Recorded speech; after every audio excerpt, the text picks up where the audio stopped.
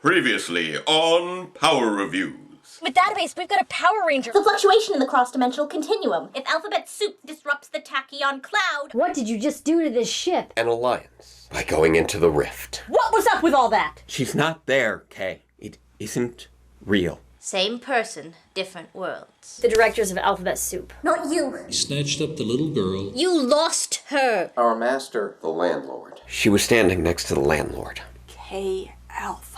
We can use our biosignatures. It'll lead us straight to her. Some sort of structure. Guy will pilot the shuttle in and out. Mitch and Mary will be our heavy hitters with their reformed super demon powers. Chaps. Guy! Mitch! Mary! Shall we go? Get her to the ship and keep her safe. BB! Let's go! Hold on! Goodbye. No! He's gone. And now, Database Rangers Power Review. Greetings, Ranger fans, and welcome to... I don't even know anymore. Gone. He's just gone. Kay and Dr. C have been scanning across the hiatus, but there is no sign of him or the Landlord's Fortress anywhere. We can't even get a reading on the squee. And I can't find a single spell in my tablet to bring him back. So, I got to thinking. What would he do? What would Database do if he was here? And all I can think is, he'd do a review. Somehow reviewing the show always seemed to bring him some kind of clarity on what to do next. So that's what I'm going to do. I'm going to start with an episode that I only kind of sort of remember from back in the day. See, I remember there was this old school episode where there were no Rangers available when it was time to save the day. So I called it up in the memory of the R2 Squee2, and I've set it to sync with the other two squees to cut in any relevant information to the situation, kind of like DB would if it was an actual episode of Power Reviews, which I guess it kind of is. So, with that out of the way, let's have a look at episode 91 of Mighty Morphin Power Rangers. When is a Ranger not a Ranger? Since DB's covered the opening credits from the season before, I won't go into too much detail other than to point out that this is after Tommy got upgraded to his White Ranger powers. Rocky, Adam, and Aisha have now replaced Jason, Zach, and Trini as the Red, Black, and Yellow Rangers, and I don't think anyone will ever totally get that theme song out of their head. Ever. I think I'd have better luck with the DuckTales theme song. Oh, great, now I have that one stuck in my head. We start off with Adam looking through a kaleidoscope as he gives a quick report on how they refract light. Although, technically, they actually perform multiple reflections, but whatever. It comes off less like a report and more like a show and tell with kids who should be way past this kind of thing by now. We're here. Yay! Then again, I'm pretty sure that Miss Appleby is the same teacher who once asked her students the point of a question mark, so maybe I shouldn't be overthinking this. Questions, anyone? Intelligent questions? Wow. Miss Appleby has way less chill than I remember. What do you mean he's gone? Database, the landlord, the entire fortress. They've all just vanished. Meanwhile, in the Moon Palace... When is a ranger not a ranger? When his image is scattered to bits, and a ranger is in danger when his memory is on the fritz? I would have gotten it. Between trying to show off his sick rhymes and threatening to turn Squat and Babu into potholders, Walking Nightmare Fuel Factory Lord Zed decides that Adam's kaleidoscope is the key to his next plan, and sends Goldar and the putties down to retrieve it. Can they not just buy their own kaleidoscope? We'll talk about this later. Right now, I need you to escort our new guest to a holding room. Understood. I'm going to need to take me to a holding cell for debriefing.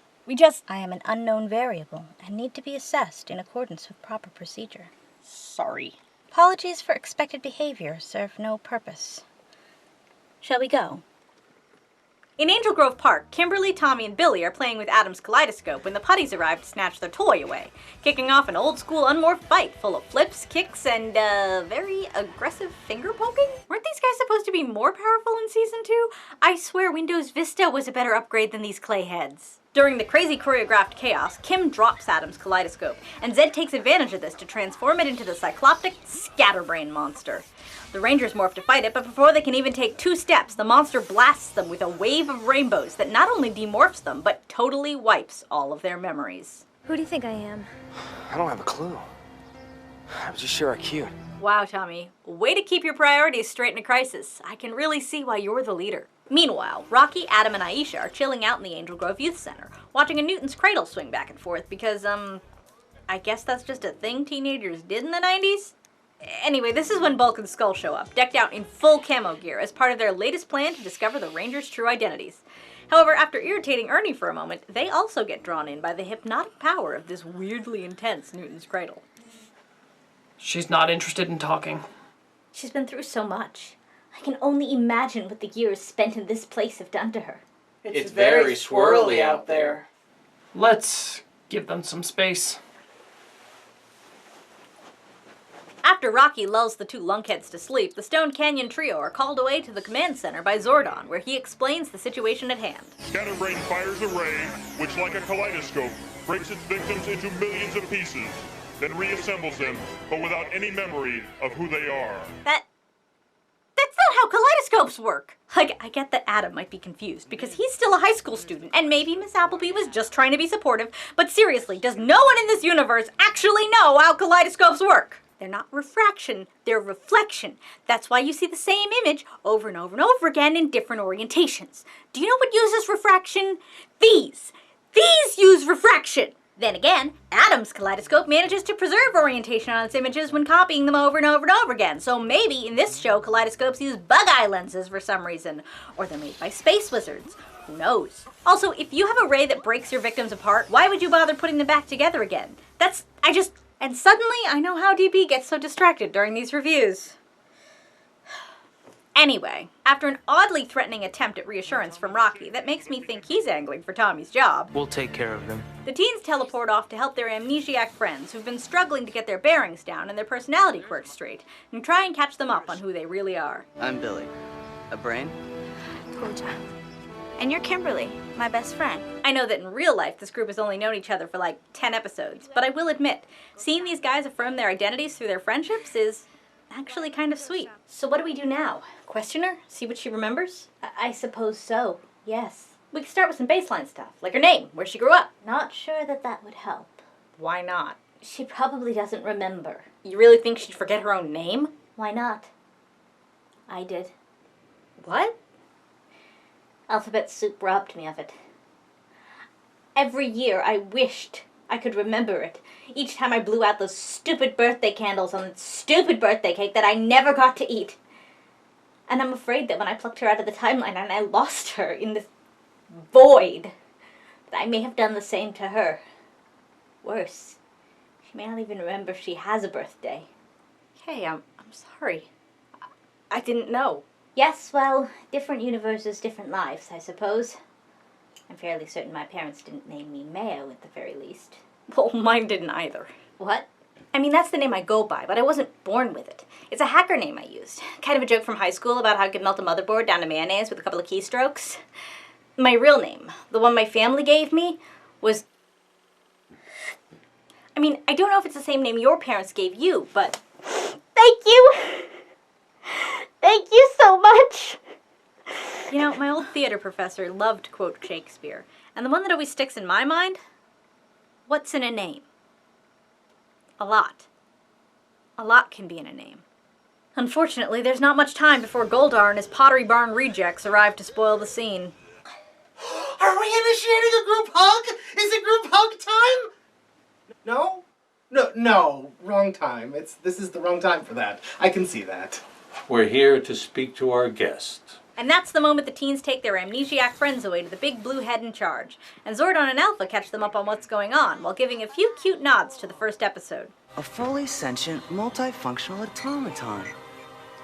Never seen anything like it. Excuse me, but can somebody, come back to Earth and pick me up because I am totally confused? Unfortunately, despite having the exact same mannerisms as they had when they were first chosen, Zordon explains that without their memories, they just don't have what it takes to be Power Rangers. Under absolutely no circumstances are you two to be anywhere near her. Do you understand me? We understand how you feel, but... You have no idea how I feel. You don't know what it's like to be held captive for years, never seeing the light of day. That wasn't us. Only because I didn't give you the chance, and I'm not making the mistake of giving you that chance now. Perhaps a compromise, then. One of our representatives speaks to her alongside one of yours. Oh, me! Please, me! Please, please, please, please, please, pick me! Adam, you're the expert on light waves. I'm sorry. Adam suggests using a prism to fix things, and I feel like I need to draw a diagram to explain why this is a bad idea and it won't work.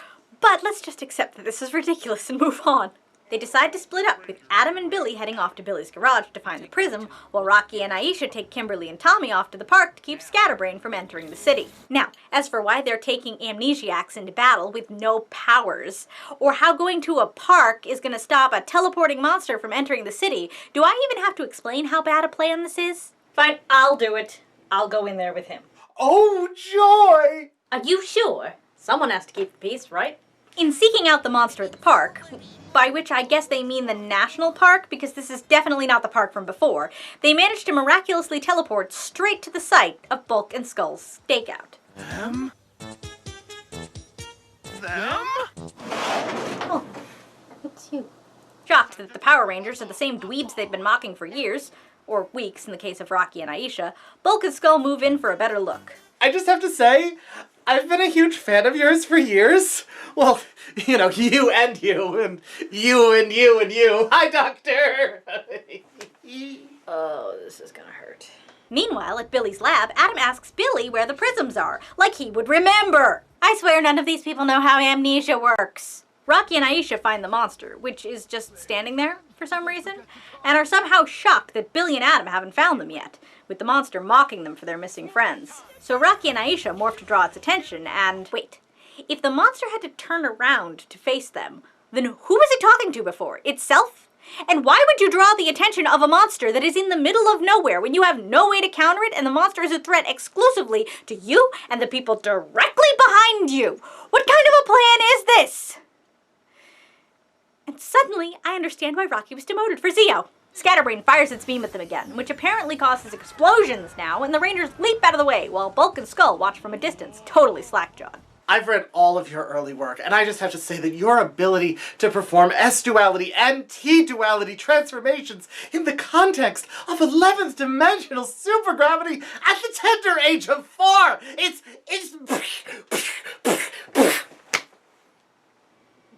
Wow. I thought DB was the biggest fanboy I know. Fortunately, Adam and Billy finally manage to snag a couple prisms and join their friends on the battlefield.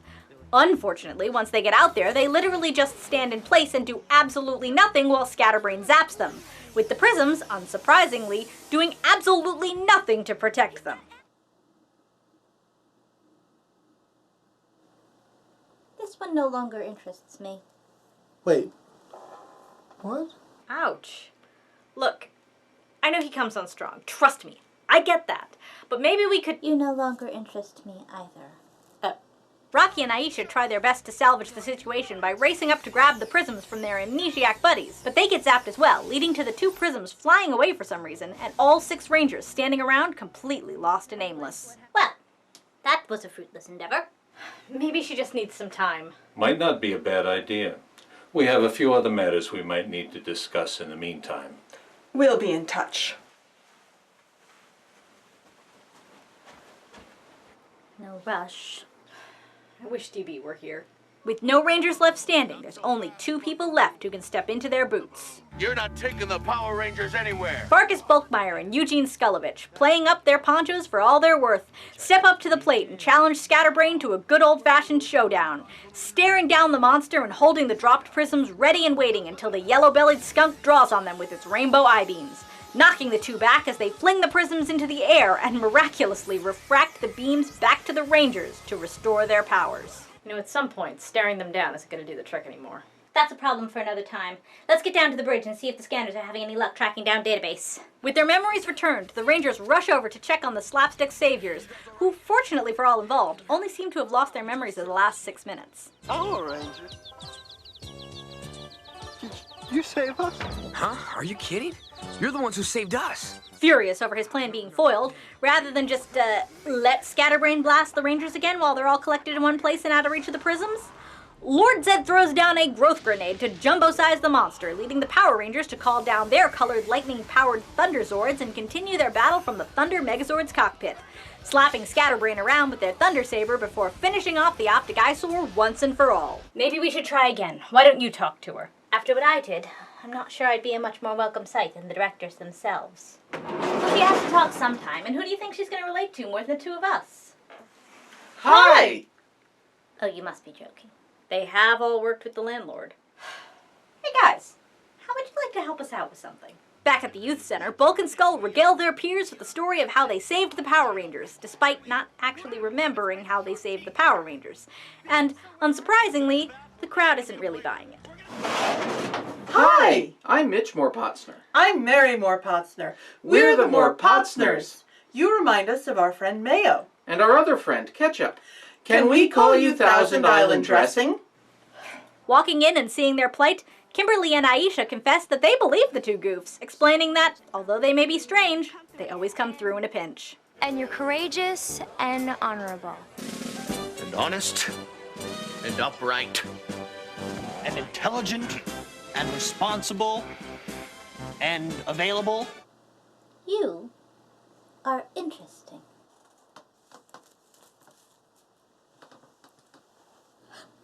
Unfortunately for Bulk and Skull, it's still not enough to win a date with their Ranger classmates, so the two friends decide to drown their sorrows in a pair of ice creams. And that's the end of our episode. So, what did I think of it? Well, oof, that was rough. I mean, I know I grew up on this stuff, but some of these older episodes really don't hold up, especially when you put them under any degree of scrutiny. The physics that drive this episode are just all over the place, which would be fine if everything surrounding the kaleidoscope and prisms weren't so squarely centered around light concepts that kids really do go over in high school. But relatively speaking, that's not really a big deal compared to the actions of the characters themselves. And I'm not talking about the amnesiac ones. Tommy, Billy, and Kimberly might have been ambushed by Scatterbrain, but literally no one else has any excuse. Instead of waiting for Billy and Adam to retrieve the prisms, or, better yet, helping the amnesiac genius find them, Rocky and Aisha actively seek out the monster with no backup, and are surprised when backup doesn't get there at the same time they do. Like, I would get it if there was any sense of danger or urgency, like the monster was attacking random people, but it wasn't. It was literally just standing around doing nothing, and they chose to put themselves and the helpless Tommy and Kimberly directly in its path. And Zed's really not much better here. After the effects of Scatterbrain's beam are reversed, he immediately makes the monster grow and essentially nerfs any possibility of doubling down on arguably his most effective plan to date. It's just... Gah! At least this episode has one saving grace, and that, unquestionably, is Bulk and Skull. When I said that I only kinda sorta remembered this episode, this was the scene that stuck out. The comic relief characters, the same ones that had always been looking out for themselves for the first 90 episodes of the show, finally step up to save the heroes that have always been there to save them. These guys are constantly stealing every scene they appear in, whether it's their over-the-top bravado or their amazingly timed facial expressions, and it's really no surprise that they eventually went on to become the cast members with the longest tenure. To be fair though, some of the other characters do get some great moments, and it's clear that the writers were having a bit of fun with the whole amnesia thing. Not only do we get some great callbacks to the first episode with Billy and Kim repeating their exact same lines from Day of the Dumpster, but we even get to poke fun at some of the inherent absurdity of their daily lives. Why would we go shopping every day? Capitalism, Kim. It's capitalism. She doesn't like to shop anymore. The monster's more powerful than any of us imagined. Also, dudes, maybe don't lead with the whole monsters on the moon thing when you're trying not to freak out the amnesiacs. Just a thought. Overall, despite a ton of logic issues with both the plot details and the applications of physics, When Is a Ranger Not a Ranger had some great meta humor and was a standout showcase for the comedic relief characters. I just wish they didn't have to turn their heroes into idiots before they'd let their idiots be heroes. I wish we could find our idiot hero. I mean, DB's not stupid. He's been in messes like this before and found his way out. And it's not the first time we've been without him, but I just wish we didn't have to be. As crazy as my life's been since he's been around, he just makes everything seem, I don't know, more possible. Like the craziness of every day is just another episode that you know is going to turn out all right in the end. Somehow he helps me believe that. Maybe that's what I need to hold on to. the idea that we can be heroes without him and be ready for him when he needs us. I think, maybe, we could do that much. I know that Kay hasn't given up on looking, and Guy is doing his best to hold things together. And Mitch and Mary, of all people, might actually be getting through to K Alpha, which might actually give us some kind of lead. So I guess there's still reason to hope. Not every episode's a game changer. Sometimes you need a breather to let the backup team shine. Man, these reviews really are kind of like a mini therapy session. Maybe I should recommend the others to try them. We could all use a little work clearing our heads. But until next time, farewell, Ranger fans, and...